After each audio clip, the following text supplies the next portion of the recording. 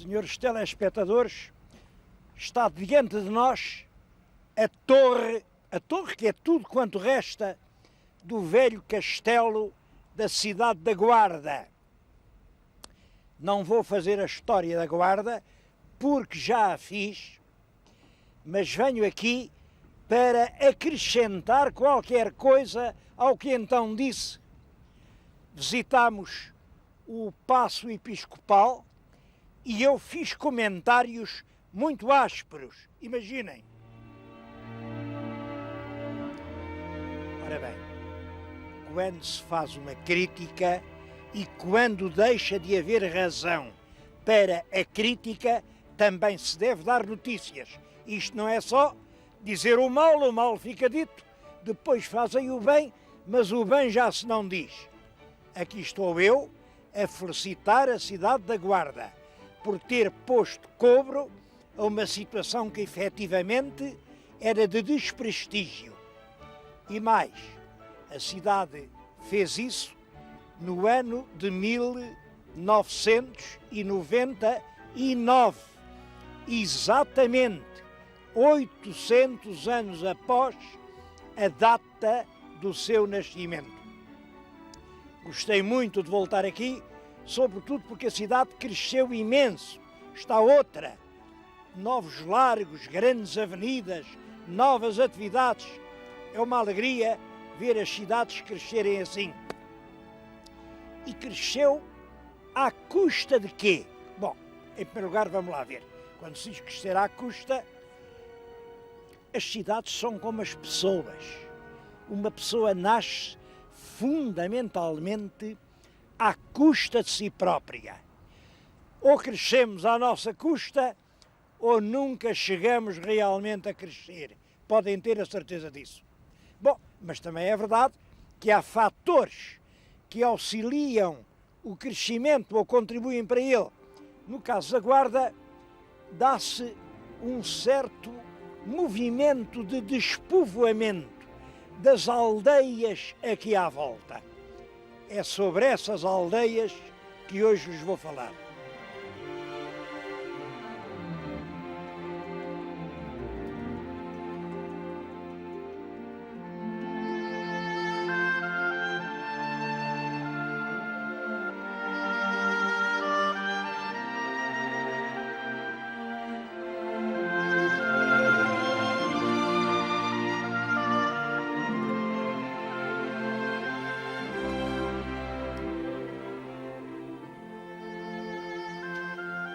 Para começar, eu escolhi um lugar que acho particularmente emocionante. É uma vila morta. Isto já não é uma terra. É já só o cadáver de uma terra. Estas pedras outrora foram lares. Era a antiga Vila do Jarmelo. Antiga e antiquíssima. Eu não sei se os meus telespectadores viram daquele lado aquela vigia. Aquilo é um posto para à volta vigiarem os incêndios. Mas aqueles grandes penedos que estão à volta são o que resta de uma fortificação do tempo dos romanos. Bom, desde a época romana até ao século XVII ou XVIII, isto foi sempre habitado, sempre. Bom, e eu até vou dizer uma coisa. Hoje ainda é, só que já é habitado pelos mortos. Bom, enquanto eu continuo a falar, o meu telespectador faça uma coisa. Deixa esta ribanceira, olhem, são 50, são 80 metros. E espreite por aquela grade. Todos eles, depois de morrer, quiseram voltar. O cemitério destas aldeias à volta é ainda aqui, na Vila Velha do Jarmelo. Os vivos tiveram medo, mas os mortos sentem saudades. O Germelo está ligado a uma lenda, eu não sei ao certo se é lenda, se é história, parece que aqui as duas coisas se cruzam. No século XIV, o senhor do Germelo era um grande fidalgo, orgulhoso, conselheiro do rei, era o Pero Coelho. Pero Coelho era o homem que mandava nas justiças. E foi ele quem disse ao rei Dom Afonso IV que para preservar a paz portuguesa, para impedir que este país entrasse em guerras com as quais nada tínhamos que ver, mas onde sempre pode morrer gente, para acabar com tudo isso, o melhor era sacrificar a vida da linda Inês de Castro, porque a linda Inês de Castro estava lentamente, mas a arrastar o nosso infante Dom Pedro, que era o herdeiro da coroa, estava a arrastá-lo para a terrível aventura que era a guerra pela sucessão no trono de Castela. Dom Afonso IV sacrificou Inês à paz ibérica, mas naturalmente o Dom Pedro não perdoou. E a todos os homens que colaboraram na morte da linda Inês, conseguiu que lhes fossem entregues, isso é uma longa história, e mandou matá-los cruelmente. Não só às terras onde eles moravam, mandou arrasá-las. Ora bem, o Pero Coelho era aqui o senhor desta linda vila do Germelo. Ele mandou aqui os seus soldados e, a ferro e fogo, a vila ficou um mar de ruínas. Isto é lenda, mas é verdade que o Pero Coelho era senhor desta terra. Não sei até que ponto é certo que a população foi-se embora. Estão lá embaixo em aldeias lindíssimas. Eu sei os nomes de algumas. Estão na Devesa, estão numa aldeia chamada Ima. O que é que isto quer dizer? Ima. Estão nos Donfins. Há outras aldeias que nasceram exatamente por essa altura, quando aqui o Germelo foi arrasado pelas tropas do rei Dom Pedro. E é essa gente e também muitos que andam por longe, que vivem longe da pátria, que escolhe para a última morada aquele cemitério florido que acabamos de ver. Esta história da morte de Inês leva-me a falar-lhes de uma coisa mal lembrada, porque Inês morreu, ela morreu, foi degolada, mas deixou filhos do mundo. Vou-lhes recordar a comovente aventura do filho mais velho, um filho chamado João.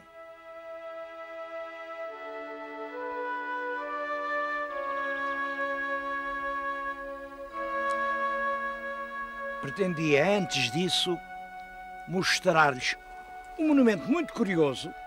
É esta pedra, a que ainda hoje o povo chama a Pedra de Inês. Bom, a Pedra de Dona Inês. Dizem que a Dona Inês era baixa e, portanto, para montar a cavalo, precisava de trepar para uma pedra. Ali eram as portas da vila, era aqui que ela montava, saltava para esta pedra e daqui para a garupa do cavalo. Como veem, é uma pedra que tem algum trabalho humano e isso originou uma outra lenda. Dizem que a pedra é muito mais antiga do que a Rainha Inês. Quando a vila começou, as moças que queriam casar vinham aqui e enchiam esta gamela de um presente para os deuses. Ficava aqui durante a noite e os deuses, enfim, lá nos livros do destino, lá conseguiam que elas casassem. Claro que tudo isto é uma lenda, porque o lugar fica perfeitamente fora dos itinerários sentimentais de Inês de Castro. São sempre à volta de Coimbra. De qualquer maneira, hão de concordar que esta lenda da Pedra de Inês de Castro é uma linda lenda que interessa conservar.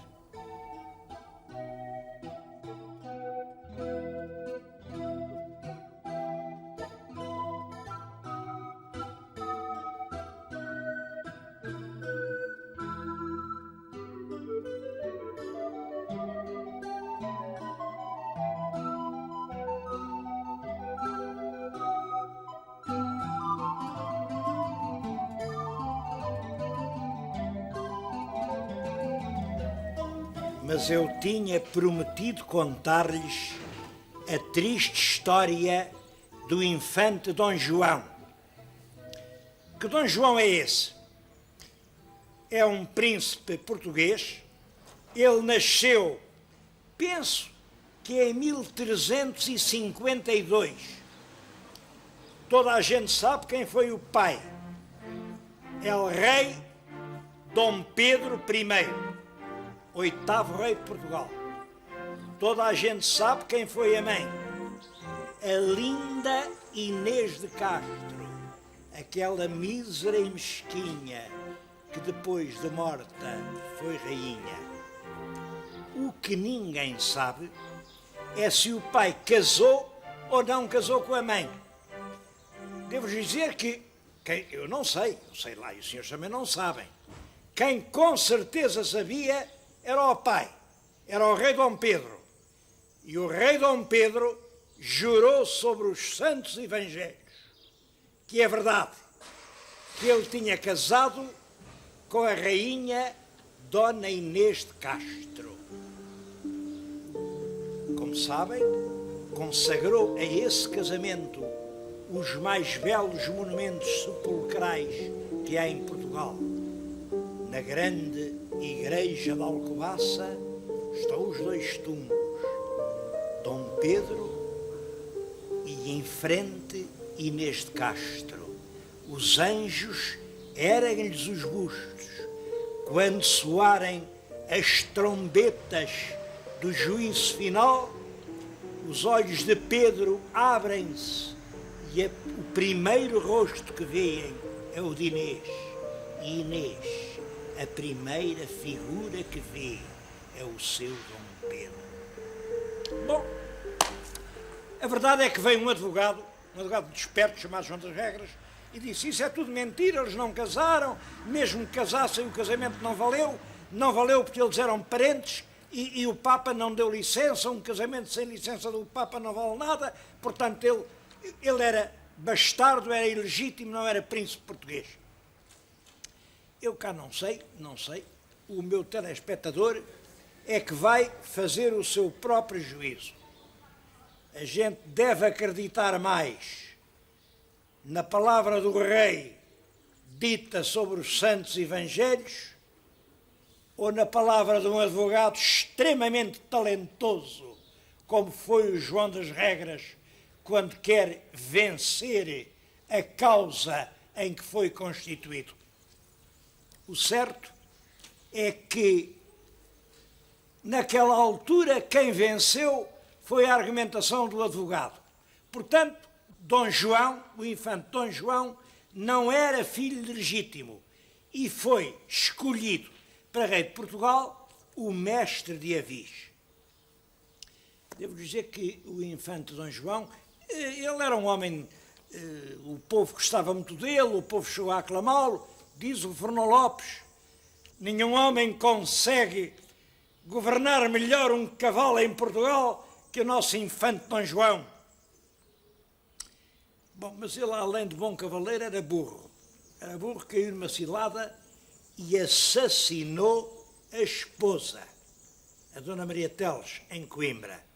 Assassinou-a por uma malvada intriga que foi armada pela rainha Dona Leonor Teles. É claro, a Leonor Teles era irmã da outra, era irmã da Maria Teles, mas não gostou de ver a irmã casar com aquele rapaz, porque ela, rainha, estava casada com um rei pálido, enfermiço, tuberculoso, um rapaz que já se via que não ia durar muito e que lhe ia suceder, pois com certeza que era o irmão, e portanto ela, que até aí era rainha, passava a ser uma triste aia da mana da irmã Maria, que ia ser rainha. Olhem, armou uma cilada e disse ao Dom João: que pena, foste casar com a minha irmã, se não tens feito isso, casavas com a minha filha.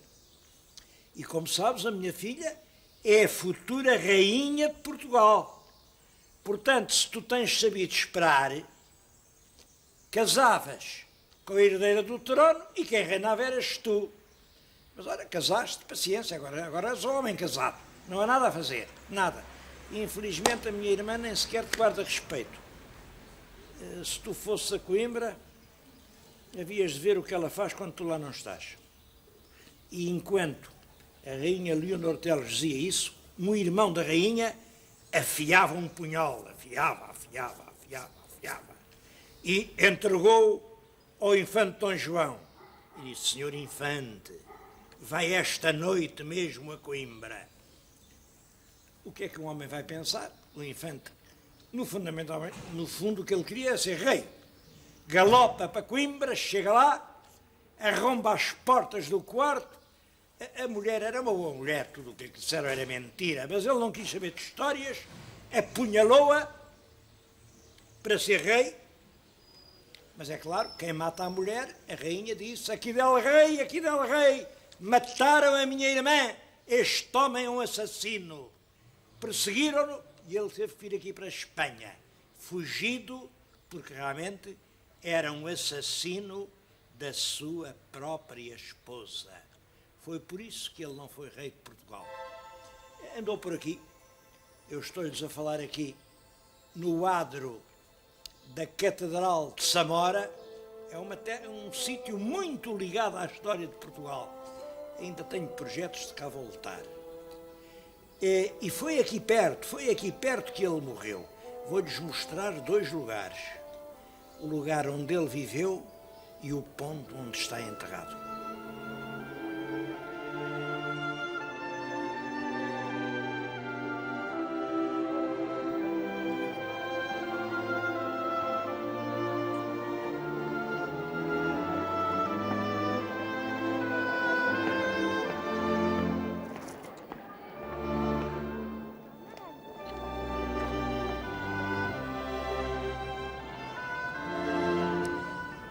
Quando o mestre Avis foi aclamado rei de Portugal pelos representantes do povo português, o infante Dom João cometeu um segundo erro. O primeiro foi ter assassinado a mulher. O segundo foi ter-se passado para o serviço do rei de Castela. Veio com ele, veio no exército, atacou forças portuguesas. É claro que isso liquidou completamente as suas hipóteses políticas em Portugal. Portanto, não pôde entrar mais em Portugal. O rei de Castela é que o tomou, enfim, olhem, pagou-lhe com uma espécie de prémio de consolação. Fê-lo Duque de Valência. Não julguem que é a grande Valência lá de baixo, a grande Valência do Mediterrâneo, não.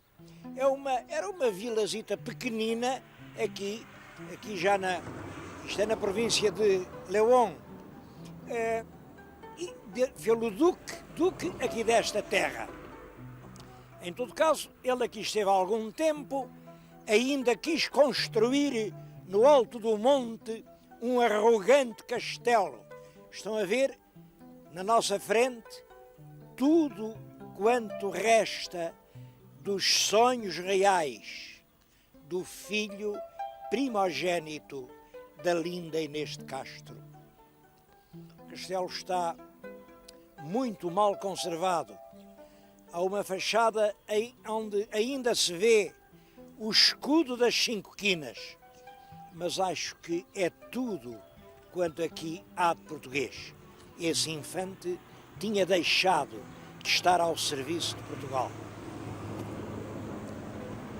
Eu prometi mostrar-lhes também o sítio onde ele morreu. De qualquer maneira, ele era filho de rei e pelo lado do pai vinha da geração dos reis de Castela, era trineto do grande Sancho IV, de maneira que, quando morreu, destinaram-lhe uma jazida real e foi para o grande mosteiro de Santo Estevão, em Salamanca. Como estão a ver, é uma bela igreja, é um monumento magnífico. Agora, as cinzas do nosso príncipe, essas já ninguém sabe onde estão.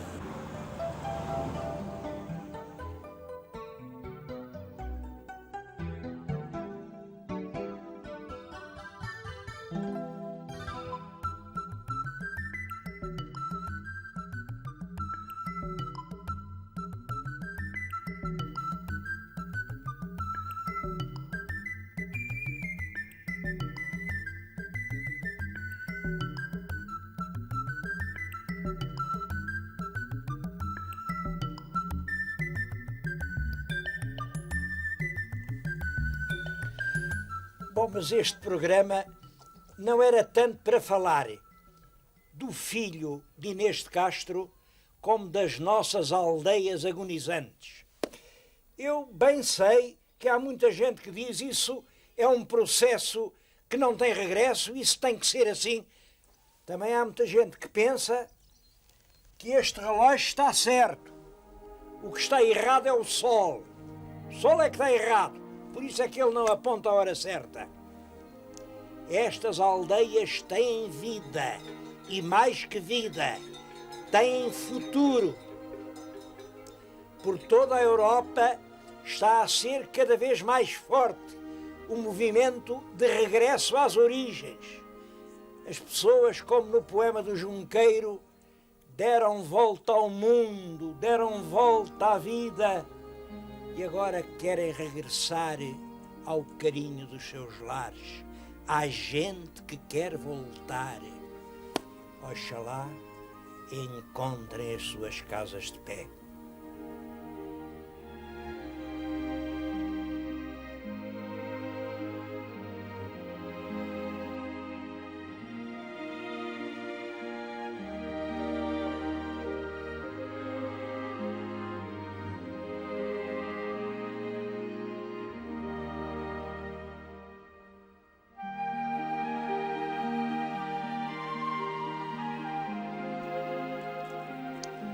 Fala-se muito em aldeias abandonadas, aldeias que estão a fechar, mas é preciso não esquecer que essa regra não é geral. Há também aldeias extremamente progressivas que estão a crescer. Eu aqui, junto destas velhas aldeias de granito que lhes mostrei, queria que viessem ver a aldeia dos 30.